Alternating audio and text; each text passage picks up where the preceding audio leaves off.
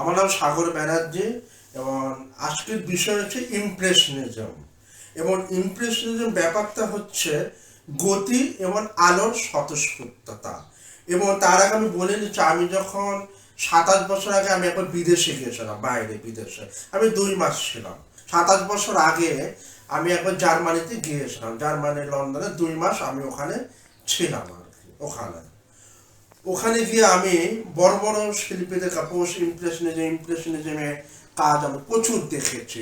দেখার পর আমি পুরো হতবাক হয়ে গেছি, পুরো হতবাক। মানে এখানে বড় বড় যেমন ধরো টান্নার, ক্লোদ মনেস, সেজান, তারপরে হচ্ছে পিসারো, বড় বড় শিল্পীদের আমি কাজ দেখেছি। হ্যাঁ, যেটা বিষয় ইমপ্রেশনিজম মানে হচ্ছে কোথায় তুমি আউটডোর করতে গেলে, আউটডোর করতে গিয়ে তুমি যা দেখলে হুবহু বাড়িতে গিয়ে তুমি এক ঝলক এঁকে নিলে। আলোর খেলা, ইমপ্রেশনিজম মানে ছাপ, মনের ভেতরে ছাপটা খেলছে কিনা, এটাই কিন্তু ইমপ্রেশনিজম। হ্যাঁ, ইমপ্রেশন হচ্ছে কিন্তু গতি এবং স্বতঃস্ফূর্ততা প্রকাশ, আলোর ঝলমল। এবং আরেকটা কথা, ইমপ্রেশন সময়কালটা হচ্ছে 1867 থেকে 1886, প্রায় 19 শতকের শেষের দিকে আর কি।